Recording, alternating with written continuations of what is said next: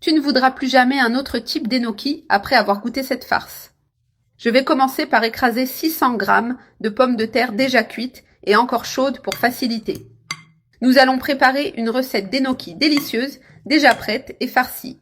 C'est une merveille de recette, en plus très simple et pratique à faire. Ensuite, ajoute un jaune d'œuf pour donner de la consistance à la pâte. Une demi-cuillère à café de sel et une pincée de poivre noir pour assaisonner.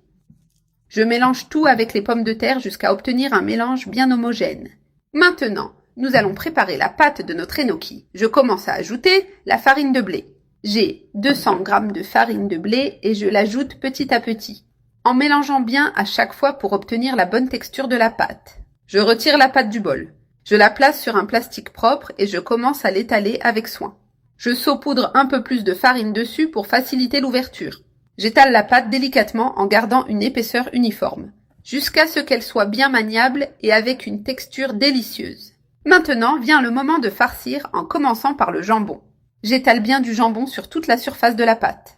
Je m'assure que la farce soit bien abondante.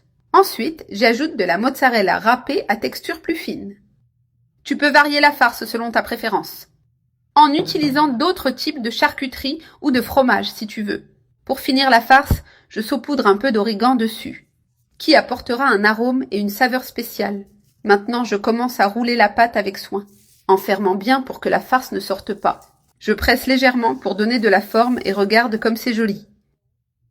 Je coupe la pâte en deux avec un couteau bien aiguisé. J'ai coupé avec soin pour garder la forme. Je réserve les deux parties et nous allons préparer la sauce de notre recette. J'allume le feu et je mets un peu d'huile dans la poêle. Je fais revenir un oignon haché et 3 gousses d'ail écrasées. Après avoir fait revenir l'ail et l'oignon, j'ajoute la sauce tomate. Ici, j'ai 500 g de sauce déjà prête.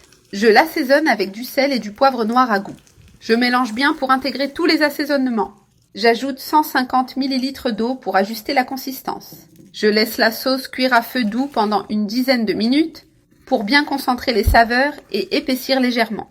J'éteins le feu et maintenant, je mets une partie de cette sauce dans un grand bol. Je répartis bien la sauce au fond. Ensuite, je place une partie de la pâte déjà farcie. Je couvre tout avec plus de sauce par-dessus en l'étalant bien. Ainsi, le plat sera encore plus juteux après passage au four. Après avoir couvert de sauce, je saupoudre par-dessus encore de la mozzarella pour gratiner. Pour compléter, j'ajoute aussi un peu plus de jambon.